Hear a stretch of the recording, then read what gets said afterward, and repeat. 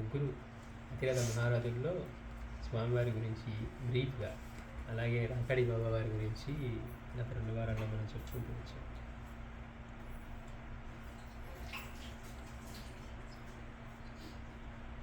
ఈ స్వామివారు అక్కడ మనకి వరుణగుహలో తపస్సు చేసుకుంటూ ఉన్నట్లుగా అక్కడ పోస్ట్ మాస్టర్ రాకాడి బాబా వారికి చెప్పిన తర్వాత బాబాని వెళ్ళి కలవటం, ఆ తర్వాత ఆయన గురువుగా ఆయన స్వీకరించటం, అలాగే 1967 సంవత్సరంలో కార్తీక పౌర్ణమి నాడు బాణతీర్థంలోని తామ్రపర్ణి నదిలో రాకాడి బాబా వారు కామేశ్వరునికి అభిషేకం చేసి పూర్ణానంద అని నామకరణం చేసి కాషాయం ప్రసాదించారు. తర్వాత మరికొంతకాలం వరకు వారిద్దరూ కాలయార్లో ఉన్నారు. చివరికి 1968 సంవత్సరం ఆగస్టులో వారిద్దరూ దొరైరాజు ఇంటి పైభాగంలోని స్థలంలో ఒక మండల కాలం యజ్ఞం చేసి, ఇద్దరు చూడండి అది ఎంత గొప్ప విషయం అండి, బాబాను స్వామి ఒక మండల కాలం యజ్ఞం చేసి కారయార్ నుండి బయలుదేరారు. స్వామివారి తర్వాత 1997 సంవత్సరం వరకు ఎన్నోసార్లు తమ తపస్థానానికి వెళ్ళిన రాకాడి బాబా వారు మాత్రం మళ్ళీ ఎప్పుడూ కూడా అక్కడికి వెళ్ళలేదు. పైగా తెలిసినంత వరకు స్వామివారి భక్తుల్లో 4 తప్ప ఇంకెవరు వారిని దర్శించినట్టు, రాకాడి బాబా వారిని దర్శించినట్లుగా తెలియదు. అయితే స్వామివారి భక్తులందరూ బాబావారి అనసూయ ఆశ్రమానికి వెళ్ళి ఉన్నారు. అలాగే అక్కడి నుండి బాబావారి గురుదేవులని శ్రీ నిత్యానంద భగవాన్ సమాధిని దర్శించుకొని వారి అద్భుత చరిత్రను విని కొనాడుతున్నారు. నామ్దేవ్, కబీర్, శ్రీ షిరిడి సాయినాథుల వలె శ్రీ రాకాడి బాబా వారు, వారి పూజ గురువులైనటువంటి శ్రీ నిత్యానంద బాబా వారు కూడా ఎప్పుడు ఎక్కడ ఎవరికి జన్మించారనేది ఎవరికీ తెలియదు. ఇప్పుడు బాబా ఉన్నారు, బాబా ఎక్కడ జన్మించారో తెలియదు, షిరిడిలో ప్రకటమయ్యారు అంతే. మిగిలిన వాళ్ళని ఎన్ని కట్టుకథలు చెప్పినా కానీ అవన్నీ అబద్ధమేం తేలిపోతుంది. బాబా మాస్టర్ అంటారు, బాబా మహాసమాజ్ చెందిన తర్వాత కూడా ఎవ్వరు వాళ్ళ బంధువులు అని కానీ కుటుంబీకులు వాళ్ళు ప్రకటించారంటారు, ఎవరన్నా ఉంటే వచ్చి ఇందులో తీసుకోవాల్సి ఉంటే తీసుకోమని. ఎవరు రాలేదు. ఆయన నిజంగా ఎవరికైనా జన్మిస్తే కదా అలా ప్రకటన అనుకున్నాడు, అయ్యారు. అట్లాగే నామ్దేవు, కబీరు, శ్రీ షిరిడి సాయినాథుల వలె నిత్యానంద భగవాన్ కూడా ఎప్పుడు ఎక్కడ ఎవరికి జన్మించారనేది ఎవ్వరికీ తెలియదు. తమ పూర్వ విషయాల గురించి శిష్యులు చర్చకు తెస్తే ఆ చర్చలను అక్కడే ఆపేవారు. అంతేకాక మీరు నా గురించి చెప్పమంటారా, నేను ప్రపంచంలో అన్నిటా ఉన్నాను, నేను లేని వస్తువు లేదు, అది తెలిసిన నేను ఫలానా అని ఎలా చెప్పగలను అని. అంటే చెప్పడానికి పరిమితంగా ఉంటే నేను చెప్పగలను, నేను ప్రపంచంలోని అన్నిటా ఉన్నాను, నేను లేని వస్తువే లేదు అని తెలిపి నేను ఫలానాని ఎలా చెప్పగలను అని చెప్పేవారు. ఒకసారి వారి భక్తులు కొందరు వారి గురించి విశదంగా తెలుసుకోవాలనే ఉద్దేశంతో ఉత్తర కేరళ రాష్ట్రంలోని వడకర్ అను వారికి సంబంధించిన ఊరు వెళ్ళారు. ఎట్లాగైనా తెలుసుకోవాలి, మన బీఆర్పీ గారు ఎట్లయితే మొదటే వెళ్ళి స్వామివారి వాడి బంధువులు కలుసుకోవాలని తెలుసుకోవాలనుకున్నారు, అట్లాగే వీళ్ళు కూడా కొంతమంది వడకర్ కేరళ రాష్ట్రంలో ఇక్కడికి వెళ్ళారట. ఆ విషయం తెలిసిన భగవాన్ వారు అక్కడ ఏమున్నది నా భక్తులే నాకు సోదరులు, భగవంతుని కొరకు అన్వేషిస్తూ ఆరాధించేవారే నా తల్లిదండ్రులు. అక్కడ ఏముంది, నా భక్తులే నా సోదరులు, భగవంతుని కొరకు అన్వేషిస్తూ ఆరాధించేవారే నా తల్లిదండ్రులు, నాకు జనన మరణాలు లేవు, మీరంతా సూక్ష్మమని తెలుసుకొని ఆచరిస్తే మేలు జరుగుతుంది అని బోధించారు. అంటే అసలు ఆయన కూడా ఎంత గొప్ప అవతారం అంటే మనకి తర్వాత చెప్పుకుందాం. అసలు అంటే రాకాడి బాబా వారికి ఆయన గురువు అంటే చూడండి. భగవాన్ వారి బాల్యావస్థ గురించి చెప్పాలంటే కేరళ రాష్ట్రంలోని కాలికట్ జిల్లాలో పునేరి అనే గ్రామంలో చందు నాయర్, అమ్ము అమ్మ అను 8 పిల్లల సంతానం గల ఒక పేద దంపతులు ఉండేవాళ్ళు. సత్యసంధతతో కష్టపడి బ్రతుకుతున్న ఆ దంపతులకు కాలికట్ పట్టణంలో ప్రసిద్ధ న్యాయవాది, పరోపకారి, సూర్యోపాసకులైన టిఆర్ ఈశ్వరయ్యర్ గారితో పరిచయం ఏర్పడింది. చూడండి, వాడికి జన్మించలేదు, వాళ్ళ ఒక పేద కుటుంబం ఉండేది. ఆ గ్రామంలో చందు నాయరు, తర్వాత అమ్ము అమ్మ అనే వీళ్ళు ఉండేవాళ్ళు, పేద దంపతులు. వాళ్ళకి ఆల్రెడీ చాలామంది పిల్లలు ఉన్నారు, 8 మంది పిల్లలు. వాళ్ళకి అక్కడ ఒక ప్రసిద్ధ న్యాయవాది, కాలికట్లో పరోపకారి అంటే బాగా అందరికీ సహాయం చేసేవాడు. ఆయన సూర్యోపాసకులైన టిఆర్ ఈశ్వరయ్యర్ గారితో పరిచయం ఏర్పడింది. ఆ నిష్కలంక పేద దంపతులకు దీనావస్థకు జారిపడినటువంటి అయ్యర్ గారు ఏం చేశారంటే కాలికట్ దగ్గర ఉన్న కొత్త మంగళంలోని తన ఇంటి దగ్గర వాళ్ళకి ఒక పాక నిర్మించి ఇచ్చాడు. వీళ్ళు పేదవాళ్ళు అని చెప్పి వీళ్ళకి ఆ ఈశ్వరయ్యర్ గారు ఏం చేశారంటే వీళ్ళకి ఒక పాక నిర్మించి వాళ్ళని ఇచ్చి పనిలో కూడా పెట్టుకుంటాడు అనమాట. అలా వృద్ధాప్యం చేరిన ఆ దంపతులు మనశ్శాంతిని బతుకుతుండగా ఒకరోజు పెద్ద గాలివాన వచ్చింది. అర్ధరాత్రి నిద్రలోనున్న అమ్మ గారికి హరిహరుడు కలలో కనపడి దగ్గరలో ఉన్న అయ్యప్ప గుడికి వెళ్ళమని ఆజ్ఞాపించారు. చూడండి, ఆల్రెడీ వీళ్ళు అసలే పేదవాళ్ళు, ఇంతమంది పిల్లలు ఉన్నారు. ఈ పాక కూడా వాళ్ళు ఆయన పాపం ఈశ్వరయ్య గారు నిర్మించిస్తే అందులో ఉంటున్నారు. వాళ్ళకి హరిహరుడు కనపడ్డారంట కల్లో. ఎందుకంటే తర్వాత తెలుసుకుంటాం, ఆవిడ పాపం పొద్దునే లేచి వెళ్ళి అన్ని గుళ్ళు ఊడ్చి కడిగి ముగ్గులు పెట్టి వచ్చేదట. సరే, హరిహరుడు కనపడి వాళ్ళు ఏం చెప్పారంటే అర్ధరాత్రి గాలిబాన్లో పెద్ద గాలిబాన్ పడుతూ ఉంది. అర్ధరాత్రి ఆవిడికి స్వప్నంలో కనపడి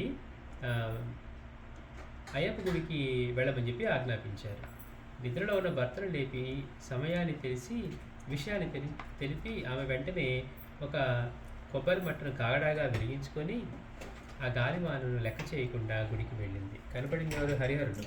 కనపడి కల్లో చెప్పారు, నువ్వు వెళ్ళి ఆ గుడికి వెళ్ళు, ఇప్పుడు అయ్యప్ప గుడికి వెళ్తున్నారట. మరి అర్ధరాత్రి వాళ్ళ భర్తను లేపి చెప్పి ఆమె ఒక కొబ్బరి మట్టని కాగడాగా వెలిగించి ఆ చీకట్లో ఆవిడ బయలుదేరిందట. ఆ గాలివానను కూడా లెక్క చేయకుండా గుడికి వెళ్ళింది. ఆ మెరుపులో అక్కడ ఆమెకు కనపడిన దృశ్యం చూచి ఆమె ఆనంద పరవశురాలయ్యింది. ఆ వానలో ఒక పసిబాలుడు ఒక పెద్ద నాగరాజు పడక క్రింద నవ్వుతూ పడుకుని ఉన్నాడు. వాళ్ళు కనపడి చెప్పారు. ఇక వెళ్ళేసరికి ఆ దృశ్యం అంత వర్షంలో దానిలో అక్కడ ఒక బాలుడు ఒక నాగరాజు పడక కింద పడుకొని నవ్వుతూ కనపడ్డాడంట. వీళ్ళకి పడక క్రింద నవ్వుతూ పడుకున్నాడు.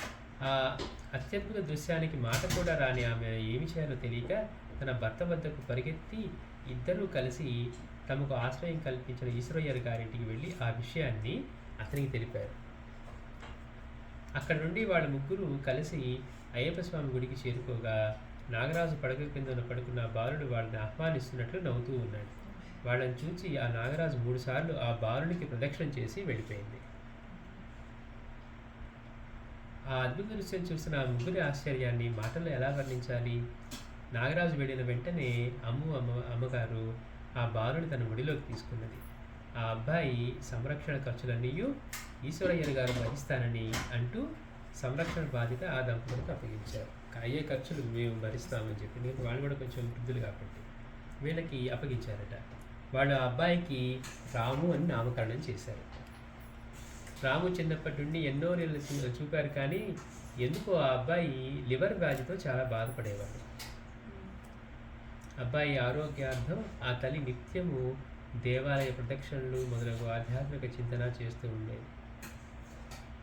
చూడండి, దొరికిన బిడ్డ, కానీ ఎలాంటి బిడ్డ దొరికాడు? ఆల్రెడీ కొన్ని పిల్లలు లేరా అంటే అట్లా కాదు, 8 మంది పిల్లలు ఉన్నారు. ఆ తర్వాత దొరికిన బిడ్డ మళ్ళీ హరిహరులు చెప్పిన తర్వాత వెళ్ళి చూస్తే అట్లా కనపడిన బిడ్డ తీసుకొచ్చి చూస్తూ ఉన్నారు. ఆ బిడ్డకి ఆరోగ్యం బాగపోయేసరికి ఆవిడ రోజు పాపం నిత్యము దేవాలయ ప్రదక్షిణలు మొదలగు ఆధ్యాత్మిక చింతన చేస్తూ ఉండేది. ఇలా ఉండగా ఒకరోజు దేవాలయ ప్రదక్షిణలు ముగించేసరికి బాగా చీకటి పడింది. ఆ చీకట్లో అకస్మాత్తుగా ఆజానుబాహులైన ఒకరు నడుముకి తోలు బెల్ట్ కట్టుకొని కళ్ళు పోసుకోవడానికి వీపుకు ఒక గొట్టం లాంటిది తగిలించుకొని కుడి చేతిలో ఒక పెద్ద కత్తి పట్టుకొని ఎడమ చేతిలో ఒక కాకితో ఆమెను సమీపించాడు. ఆశ్చర్యంతో అతన్ని చూసి నిలబడి ఉన్న ఆమెతో ఈ కాకిని చంపి రక్తం ఆ బాలుడి శరీరానికి మొత్తం రాసి మాంసం రోజు కొద్ది కొద్దిగా తినిపిస్తే మీ అబ్బాయి రోగముక్తులవుతాడు అని నిర్దేశించి అతను ఆ కాకిని ఆమెకిచ్చారు. దత్తస్వామి పెట్టే పరీక్షలే కఠినంగా ఉంటాయి అనుకున్నాం. ఇక్కడ ఆ కాకిని ఇచ్చాడు. అదేమి వైద్యమో కానీ అతను చెప్పినట్లే చేస్తే వ్యాధి పూర్తిగా నయమైంది, కానీ ఆ అబ్బాయి మేని రంగు మాత్రం నల్లగా మారింది. అంటే కాకి ఈ బ్లడ్ అంతా పూసి ఈరోజు వైద్యలాగా అలాగే దాని మాంసం తినిపించారట. నిత్యము తెల్లవారుజాము కొత్త మంగళం చెరువులో స్నానం చేసి భస్మధారి అయి గుడి గోపురాలు దర్శించుకుంటూ కాలం గడిపే ఆ బాలుడు కొన్ని కేసుల విషయాల్లో సరైన నిర్ణయం తీసుకోలేక మదనపడే ఈశ్వరయ్యర్ గారికి తగు సలహాలు ఇస్తూ ఉండేవాడు. చూడండి ఎంత ఆశ్చర్యం ఆ పిల్లవాడు. ఇంకా అతనికి ఎలాంటి బంధం ఏర్పడుతుందంటే ఆయన చూడకుండా ఉండలేని స్థితికి వచ్చేసాడనమాట ఆ ఈశ్వరయ్యర్ గారు కూడా. చిత్రం ఏమిటంటే ఎటువంటి జటిలమైన కేసైనా చివరకు రాము సలహానుసారంగా ముగిసేది. రాము కౌమార దశను చేరుకున్నాడు. ఒకరోజు వృద్ధాప్యంలో ఉన్న ఈశ్వరయ్యర్ గారు తన ఉత్తర భారత పుణ్యక్షేత్ర దర్శన కోరికను వ్యక్తపరుస్తూ రాముతో తోడు రమ్మని అడిగారు. అంటే వాళ్ళకి ఒకసారి మరి ఎందుకు ఈ ఉత్తర భారతంలో క్షేత్రాలు దర్శించాలని తనకి తోడు రమ్మని చెప్పి ఈశ్వరయ్యర్ గారు రాముని అడిగారట. అలా వారిద్దరూ ఎన్నో ప్రసిద్ధమైన పుణ్యక్షేత్రాలు దర్శించి చివరికి పవిత్రమైన కాశీకి చేరుకున్నారు. అక్కడ హరిశ్చంద్ర ఘాట్లో స్నానం ముగించిన తర్వాత రాము ఈశ్వరయ్యర్ గారితో, నేను మిమ్మల్ని మన ఊరు వెళ్ళే రైలు ఎక్కించి ఇంకా ఇక్కడ నుండి హిమాలయాలకు వెళ్ళాలనుకుంటున్నాను, దయచేసి మీరు నన్ను వద్దని చెప్పవద్దు, నేను వెళ్ళి తీరాలి అని తన దృఢ నిర్ణయాన్ని తెలుపగా జ్ఞానులైన ఈశ్వరయ్యర్ గారు విషయాన్ని గ్రహించి రాముని శుభాశిస్సులతో అనుమతించారు. అంటే మరి దొరికిన వాడు సామాన్యుడు కాదు కదా, తెలుసు ఆయన ఏం చెప్తున్నాడు అవే జరుగుతుంది ఆయన కేసులన్నీ కూడా. అందుకని అనుమతించారట. రాము అక్కడి నుండి గంగోత్రి, యమునోత్రి, కేదార్నాథ్, బద్రీనాథ్ మొదలగు పుణ్యక్షేత్రాలు దర్శించి హిమాలయంలోని ఒక మారుమూల గుహలో తమ తపస్సు ప్రారంభించారు. అలా ఉండగా ఇక్కడ ఈశ్వరయ్యర్ గారు తన కుమార్తె పెళ్లి నిశ్చయించారు. అయితే మరునాడు జరగవలసిన పెళ్లికి రాము కూడా ఉంటే ఎంతో బాగుండునని అనుకుని నిద్రపోయిన అతనికి తెల్లవారుజామున తన గదిపేట ఒక పెద్ద శబ్దం వినపడింది. తలుపు తెరిచి చూడగా అదిగో రాము. మనసులో అనుకున్నారు, మా రాము కూడా ఉంటే ఎంత బాగుండేది కూతురు పెళ్లికి అని. కానీ అతను ఎక్కడో హిమాలయంలో ఉన్నాడు కదా, సరే పొద్దునే తలుపు కొట్టే శబ్దం వినపడిందంట. అందుకని తలుపు తెరిచి చూడగా అక్కడ అదిగో ఎదురుగా రాము ఉన్నాడు. తన గది బయట నిలబడి ఉన్నాడు. ఆ దృశ్యాన్ని నమ్మలేక ఆశ్చర్యంతో అతను రాముని అలా కొంత తడవు తదేకంగా చూసి అనుమానం నివృత్తి చేసుకుని రాముని కౌగిలించుకొని ఎంతో ఆనందపడ్డాడు. దానితో రాము ఎవరు అని తెలుసుకున్న అతను ఒకరోజు తన ఆరాధ్య దైవమైన సూర్య భగవాన్ దర్శన వాంఛని తెలిపాడు. అంటే సూర్యపాసకుడు కదా ఆయన, నాకు సూర్యుని దర్శించాలంటే అతని కోరికను మన్నించిన రాము తనలోనే సూర్య భగవానుడి దర్శనం ప్రసాదించి ఈశ్వరయ్యర్ గారిని ధన్యుని చేశారు. ఆ ఆనందం పట్టలేక అతడు తన అంతిమ గడియల్ని గుర్తించి తన్మయత్వంలో నేను నా ఆరాధ్య దైవమైన సూర్య భగవానులో ఐక్యమవుతాను. అయితే ఆనందాన్ని విరజమ్ముతున్న మీరు ఈనాటి నుండి నిత్యానందులుగా అందరిచే పిలువబడతారు, ఆ పేరుతోనే ప్రసిద్ధులవుతారని అంటూ తను చాలించారు. ఆనాడు నుండి రాము నిత్యానందులుగా తెలియబడ్డారు. మొదటేమో రాము, అక్కడి నుంచి ఈయనన్నారు నిత్యానందులుగా తెలియబడ్డారు. అక్షరాభ్యాసం కూడా లేని వారిలోని అద్భుత జ్ఞానాన్ని చూసి అసూయపరులైన ఎందరో విద్యావంతులు, పండిత శ్రేష్ఠులు వారితో పోటీపడి కినులయ్యేవారు. పైగా వారి నుండి ఎన్నో వేదాంత సారాంశాన్ని గ్రహించి ధన్యులైన వారు కూడా వారు కొంతకాలం కాలికట్లో ఉన్నప్పుడు ఒకసారి దృఢకాయులైన వారిని బలవంతంగా సైన్యంలో చేర్చడానికి అక్కడ అధికారులు తీసుకువెళ్ళారు. అంటే బాగా బలంగా ఉండేవాడిని. అయితే వైద్య పరిశీలన సమయంలో వారికి నాడీ చలనం కానీ హృదయ స్పందన కానీ లేదని గమనించిన వైద్య బృందం ఆశ్చర్యపోయారు. మామూలు వాళ్ళు కానీ కదా మీరు ఎలాంటి స్థితి అంతా దృఢంగా ఉన్నాడు తీసుకువెళ్ళాలని అనుకున్నారట. తీరా అని ఈ టెస్టులు చేస్తూ ఉంటే ఆయనకి నాడీ చలనం కూడా లేదట, హృదయ స్పందన కూడా లేదట. అంటే హార్ట్ బీట్ లేదు, అసలు చలనం కూడా లేదు.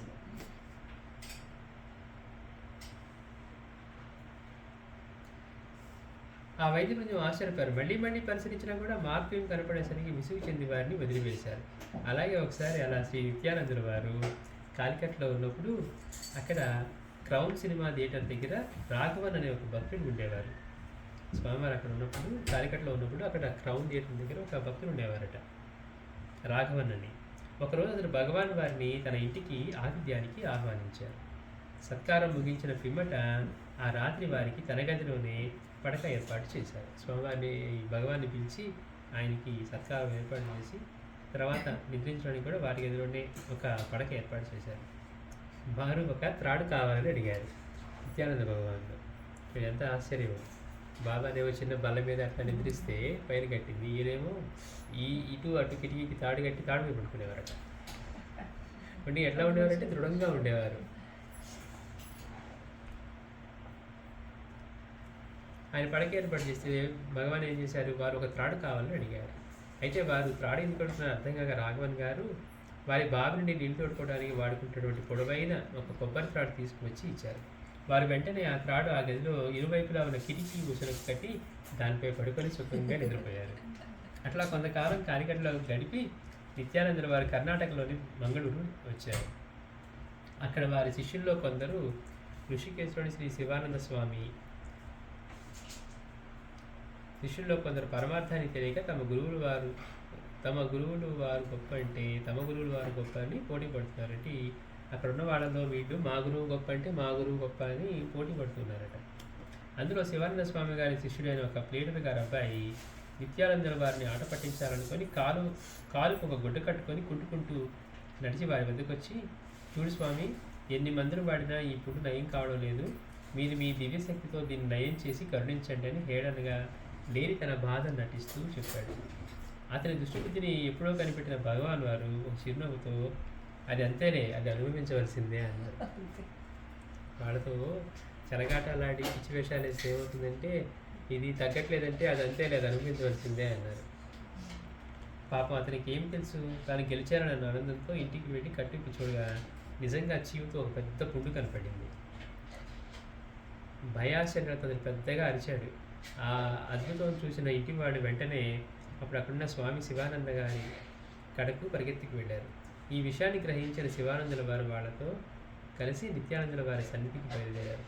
భక్తుల నుండి ఈ విషయాన్ని గ్రహించిన నిత్యానందుల వారు శివానందుల వారిని సాదరంగా ఆహ్వానించడానికి బయటికి వచ్చారు.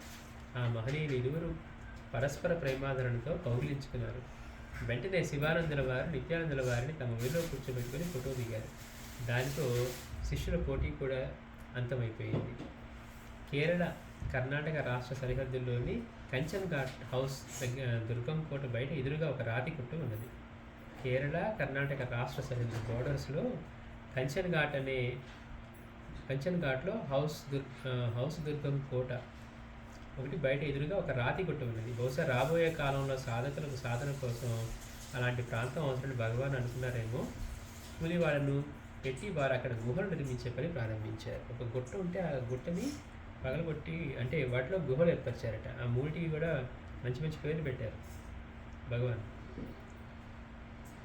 పాపం ఆ కూలి వాళ్ళు కఠిన ప్రయత్నాలకు కరిగిన ఆ కరుణామయుడు అంటే అక్కడ నిర్మించే పని ప్రారంభించారు. పాపం ఆ కూలి వాళ్ళ కఠిన ప్రయత్నాలకు కలిగిన ఆ కరుణామయులు వాళ్ళ కూలీ కంటే కూడా ఎక్కువగా డబ్బు తమ కౌపీన నుండి తీసి ఇచ్చేవారు. అంత డబ్బు వారి కౌపీనులో ఎక్కడ దాచుకున్నారనే ఆశ్చర్యంతో అద్భుత దృశ్యం చూడటానికి ఊరి జనమంతా వచ్చేవాడు. ఎంతైనా కానీ అది తీసి ఇట్లా వేస్తున్నారు, ఎక్కడ దాచుకున్నారో కౌపీనంలో అని చెప్పి. కొన్ని రోజుల్లోనే ఈ విషయం అప్పటి బ్రిటిష్ అధికారులు కూడా చెవిన పడింది. వాళ్ళు వెంటనే అధికారులు నియమించి ఈ విషయం తెలుసుకున్నారు. ఒకరోజు ఎప్పట్లా వారు కూలి డబ్బులు ఇచ్చే సమయానికి అధికారులు వచ్చి వారిని తమ సంపద గురించి ప్రశ్నించారు. వారు అప్పుడు ప్రక్కన ఒక నీటి మడుగును చూపించి, అదిగో ఆ మడుగులో ఒక ముసలి నాకు డబ్బులు ఇస్తుంది అన్నారు. అని అంటూ ఒక గోని సంచితో ఆ మడుగులోకి దిగి సంచి నిండుగా నోట్ల కట్టెలతో తిరిగి వచ్చారు. ఆ వింత చూసిన అధికారులకు కలిగిన సంభ్రమాశ్చర్యాన్ని ఎలా వర్ణించగలనో, వారితో ఏం చెప్పాలో, వారిని ఏం అడగాలో తోచిన అధికారులు ఒకరి ముఖాలు ఒకరు చూస్తూ నిలబడిపోయారు. చివరికి అందరూ వారికి నమస్కరించి వెళ్ళిపోయారు. ఇలా వివరించుకుంటూ ఉంటే శ్రీ నిత్యానంద భగవాన్ వారి లీలలు ఎన్నో. ఇందులో ఇంకొక విశేషం ఏంటంటే, మన దేశంలో ఉన్న మహాత్ముల మహత్యాలన్నీ మన దేశవాసులు గుర్తించింది ఎన్నో విషయాలు విదేశీయులు గుర్తించి ఆదరించిన ఎన్నో సంఘటనలు మనం ఎందరో మహాత్ముల చేతిలో చూడవచ్చు. అలాంటి ఒక సన్నివేశాన్ని కూడా వివరిస్తూ ప్రస్తుతం స్వామి శ్రీ పూర్ణానందుల వారి పరమగురుడు శ్రీ నిత్యానంద భగవాన్ వారి గురించి విచిత్ర సన్నివేశాన్ని తెలిపి విషయాన్ని ముగిస్తాను అంటున్నారు. అలా గుహ నిర్మాణంతో అంటే అక్కడంతా గుట్టని 3 గుహలుగా కట్టిస్తారు. అలా గుహ నిర్మాణంతో కొంతకాలం అక్కడున్న భగవాన్ వారిని ఆ ప్రాంతంలో ఉన్న పోలీస్ స్టేషన్లోని సబ్ ఇన్స్పెక్టర్ వారి నుండి ఏవో వివరణలు సేకరించారని వారిని స్టేషన్కి పిలిపించారు. అయితే అతను అనుకున్నట్లు సమాధానం వారి నుండి రాకపోయేసరికి వారికి ఒక పాఠం నేర్పదలిచి అతను వారిని లాకప్లో నిర్బంధించారు. అయితే అతను బయటికి వచ్చేసరికి వారు తిరిగి ఎదురుగా కనపడగా మళ్ళీ తీసుకెళ్ళి బంధించారు. మనం తాజుద్దీన్ బాబా దగ్గర చూస్తాం. తీసుకెళ్ళి ఆయన బంధిస్తే వాళ్ళు ఈయన దిగంబరంగా తిరుగుతున్నాడని చెప్పి ఆ బ్రిటిష్ వాళ్ళు ఆడవాళ్ళు కేసు పెట్టారు. ఈయన తీసుకెళ్ళి బంధిస్తే ఈయన వచ్చేసరికి మళ్ళీ ఆయన తిరుగుతూ ఉంటాడు. మేము చెప్పినా కానీ లెక్కలేదా మీకు, ఆయన కేసు పెట్టి మేము బంధించమంటే లోపలికి వెళ్ళి చూస్తే అక్కడ కూర్చొని ఉంటారు, బయట చూస్తే బయట తిరుగుతూ ఉంటారు. అట్లాగే ఈయన కూడా అట్లాగే నిర్బంధించారు. అయితే అతను బయటికి వచ్చేసరికి వారు తిరిగి ఎదురుగా కనపడగా మళ్ళీ తీసుకెళ్ళి బంధించారు. కానీ మళ్ళీ వారు బయట కనపడ్డారు. అయితే మూర్ఖుడైన అతను వారి దివ్యత్వాన్ని గ్రహించలేక కక్ష పెంచుకున్నాడు. కాబట్టి అతను తన పై అధికారులకు స్వామివారి అనుమతి లేకుండా కొండ గుహలను నిర్మించి అక్కడ రోడ్లు వేస్తున్నారని ఫిర్యాదు చేశారు. అంటే ఈయన మీద కక్ష పెంచుకొని అక్కడ ఏదో ఇల్లీగల్ బిల్డింగ్ కడుతున్నట్టుగా అక్కడ గుహల్ని రోడ్లు వేస్తున్నారని చెప్పి పైన వాళ్ళకి అట్లా ఫిర్యాదు చేశాడు. విచిత్రమైన అతని ఫిర్యాదుకు స్పందించిన బ్రిటిష్ అధికారులు దానిని గూర్చి నేరుగా తెలుసుకోవాలని నిర్ణయించుకొని ఆ ప్రాంతానికి కలెక్టర్గా ఉన్న బ్రిటిష్ దేశవాది అయినటువంటి ఈఎం గౌన్ అనే వారు స్వయంగా బయలుదేరారు.